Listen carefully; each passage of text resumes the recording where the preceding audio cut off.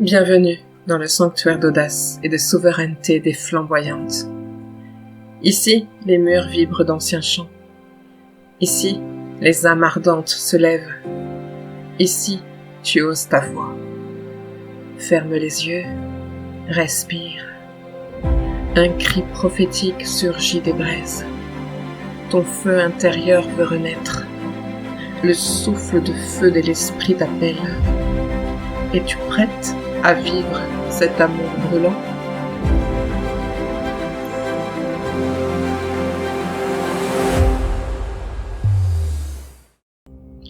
Ce matin, comme tous les jours, dès que je me lève, je bois mon thé, puis je ferme la porte et je me retire dans la chambre de mon cœur pour louer le Seigneur, prier et écrire mon journal spirituel. Et j'avoue qu'aujourd'hui, donc ce mercredi des cendres, comme souvent d'ailleurs en ce moment, c'était difficile. Je n'en avais tout simplement pas envie. Bonjour chers amis. Aujourd'hui, j'avais envie de vous partager un podcast sur le début du carême et le mercredi des cendres qui commence aujourd'hui. Ce jour marque l'entrée dans un temps fort de l'année liturgique. 40 jours de prière, de jeûne et de partage, qui est aussi un chemin de conversion qui nous prépare à Pâques. Pour les chrétiens, le mercredi des cendres est un jour d'humilité et de retour vers Dieu. Lors de la messe, nous recevons une croix de cendre sur le front, signe de notre fragilité humaine, mais aussi de notre désir de renouveau. C'est un appel à revenir à l'essentiel, à purifier notre cœur et à nous laisser transformer. Ce matin, comme tous les jours, dès que je me lève, je bois mon thé, puis je ferme la porte et je me retire dans la chambre de mon cœur pour louer le Seigneur, prier et écrire mon journal spirituel. Et j'avoue qu'aujourd'hui, donc ce mercredi des cendres, comme souvent d'ailleurs en ce moment, c'était difficile. Je n'en avais tout simplement pas envie. Je me sentais fatiguée et mon esprit était distrait. J'ai donc commencé cette journée dans la lutte, le combat contre ma chair et contre la maladie. En fait, j'ai une bronchite dont je ne suis toujours pas totalement guérie depuis 3 semaines et qui me fatigue beaucoup. Alors, je sais, pourtant, que je devrais me réjouir d'entrer en carême. Je devrais me réjouir de commencer ce temps de retour et de réconciliation vers Dieu. Mais au fond, aujourd'hui, je me sentais pas loin de lui, mais à distance, et je le confessais. Et pourtant, c'est aujourd'hui que Dieu me dit, à travers la parole du prophète Joël, « Revenez à moi de tout votre cœur dans le jeûne, les larmes et le deuil. » Et c'est alors que dans cette méditation, j'ai entendu l'Esprit me dire « Ce n'est pas maintenant qu'il faut arrêter et baisser les bras. Le combat commence. » Le carême est un moment favorable pour se réconcilier avec Dieu et renouveler votre alliance avec lui. Et là, j'entendais aussi que c'était un message pour vous, pour le peuple de Dieu, pour les croyants, les incroyants, pour tout le monde. C'était « Réconciliez-vous avec Dieu ». Engagez-vous dans ce carême pour vous réconcilier avec Dieu et le retrouver dans la chambre de votre cœur. Alors, je vous partage ce sentiment intime que je ressentais aujourd'hui, car je sais que, comme moi, vous pouvez ressentir souvent ce manque d'entrain, cette lourdeur intérieure, lorsqu'il s'agit de prier ou de rejoindre le Très-Haut. En fait, nous sommes humains. Nous voulons prier avec ferveur, mais nous pouvons nous sentir distraits. Nous voulons avancer vers Dieu, mais quelque chose en nous souvent résiste. Alors oui, la foi est un combat. Il faut sans cesse jour après jour, lutter contre notre paresse, lutter contre nos faiblesses et nos découragements. Et je pense que ce combat intérieur n'est pas un signe d'échec, bien au contraire. Il est le signe que l'Esprit Saint travaille en nous. Il est le signe que nous avons encore soif de Dieu, que nous avons ce feu en nous, en tout cas, cette petite flamme qui ne s'éteint pas et qui va nous pousser jour après jour, même si c'est parfois éprouvant ou bien décourageant, que nous ne sommes pas indifférents à Dieu. C'est précisément pour cela que Dieu nous appelle aujourd'hui. Voici maintenant le moment favorable, voici maintenant le jour du salut. Alors quand je méditais sur le carême et sur les textes du jour, en effet, le Saint-Esprit me montrait que le carême, c'est d'abord opérer un retournement vers Dieu, dans le secret du cœur, dans le secret de notre chambre.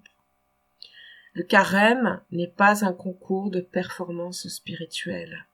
Ce n'est pas une liste de sacrifices à cocher pour se donner bonne conscience et pour faire bien. Non. C'est un retour vers le cœur. C'est un chemin intérieur vers là où Dieu nous attend déjà. C'est un chemin de réconciliation et c'est un retour vers le Père. Jésus nous le dit dans l'évangile du jour. Mais toi, quand tu pries, retire-toi dans ta pièce la plus retirée, ferme la porte et prie ton Père qui est présent dans le secret. Ton Père qui voit dans le secret te le rendra.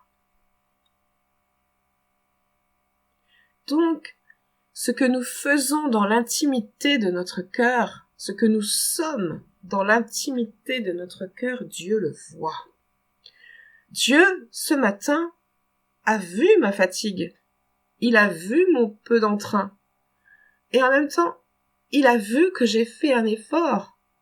Il a vu que j'ai combattu ma chair.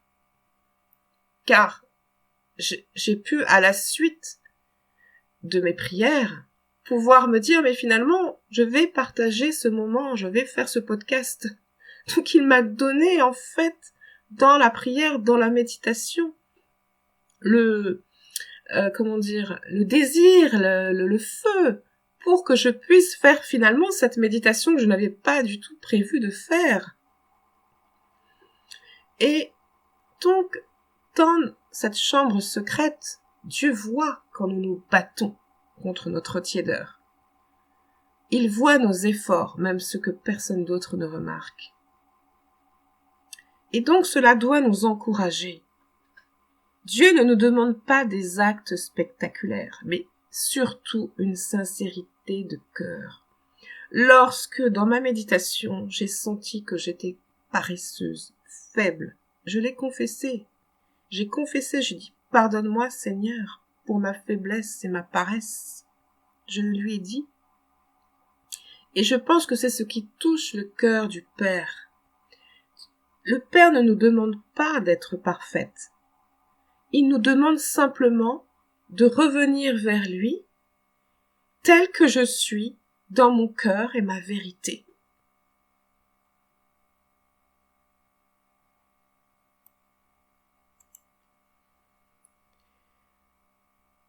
Alors, c'est à ce moment-là que j'enregistre ce podcast, je me dis, mais mon Dieu, le Saint-Esprit m'a vraiment finalement embarqué dans cette aventure du podcast, malgré moi, alors que je n'avais absolument pas envie au début.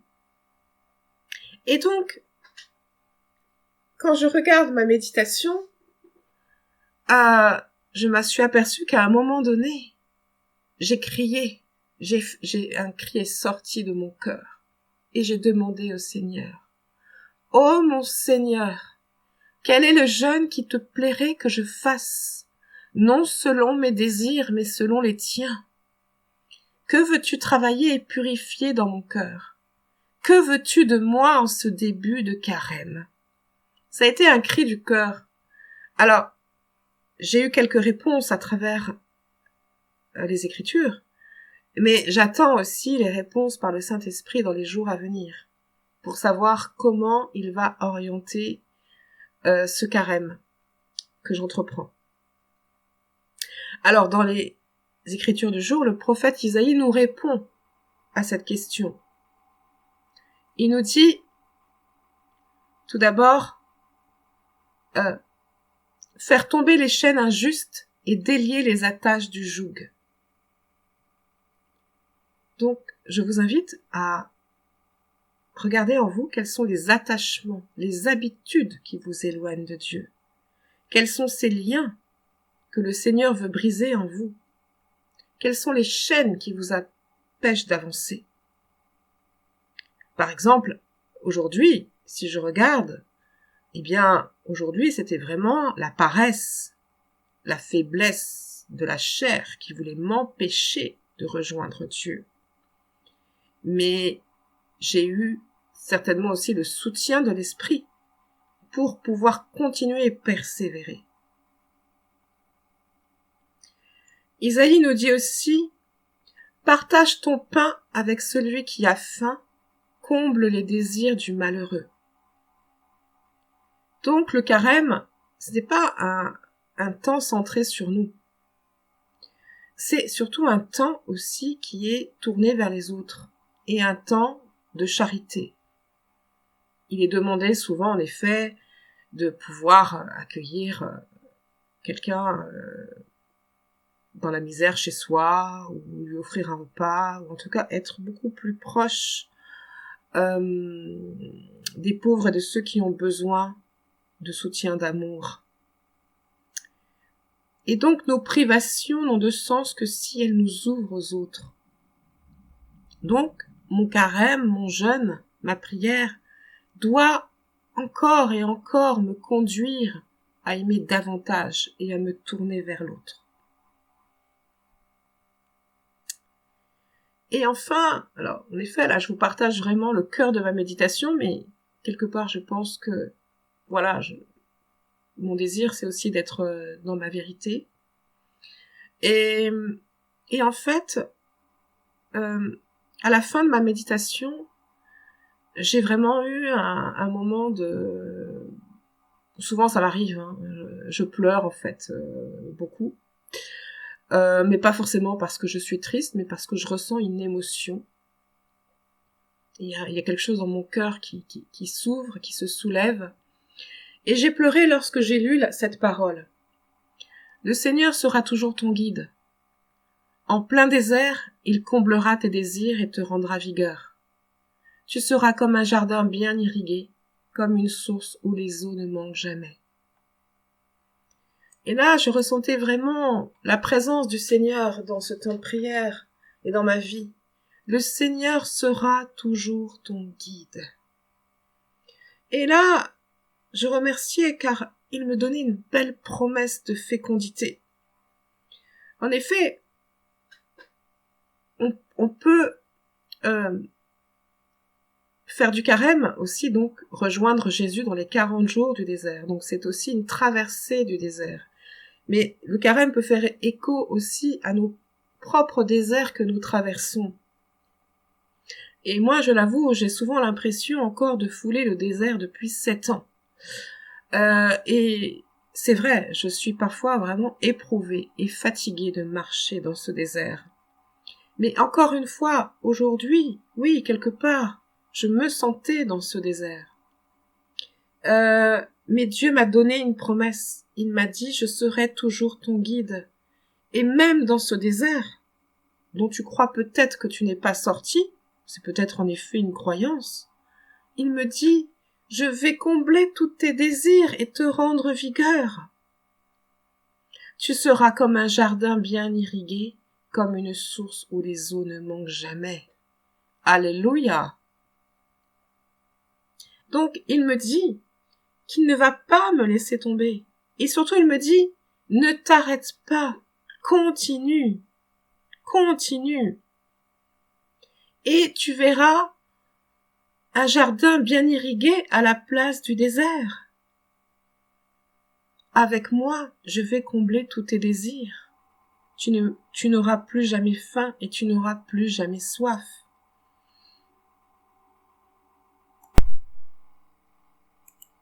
Alors aujourd'hui, mes chères sœurs et frères, je vous invite à ne pas baisser les bras.